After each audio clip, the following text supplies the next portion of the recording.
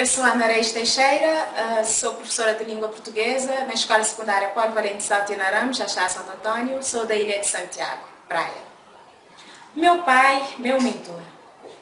Ainda me lembro como se fosse hoje o meu pai, a minha mãe e os meus irmãos à noite, depois do jantar, à volta da mesa, que era pequena para o número de pessoas que ali se encontravam. Éramos 12 e eu sou a sexta filha.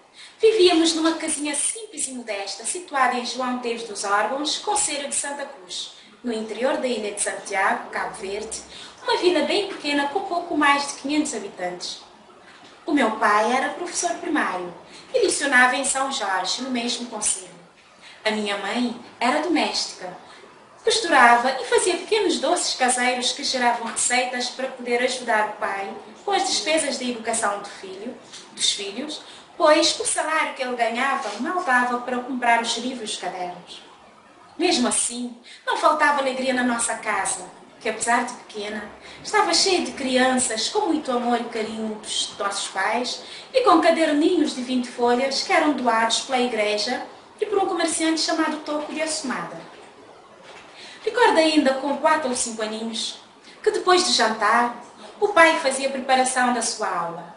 E eu ali, atenta e curiosa, a ver e ouvir o paizinho a ler o texto que tinha preparado para o dia seguinte apresentar à sua turma. Após o labor vem a diversão. Eu pedi ao paizinho que lesse os textos para mim. Achava uma maravilha e ficava deslumbrada. Como era possível aquelas coisinhas mágicas passaram tantas informações? Fazia mil e umas perguntas ao pai, que era bastante carinhoso comigo e tinha uma paciência de chão, segundo a minha mãe. E eu viajava no tempo. De seguida pedia emprestados os livros a fim de poder ver os desenhos e as letrinhas e fingir que já sabia ler.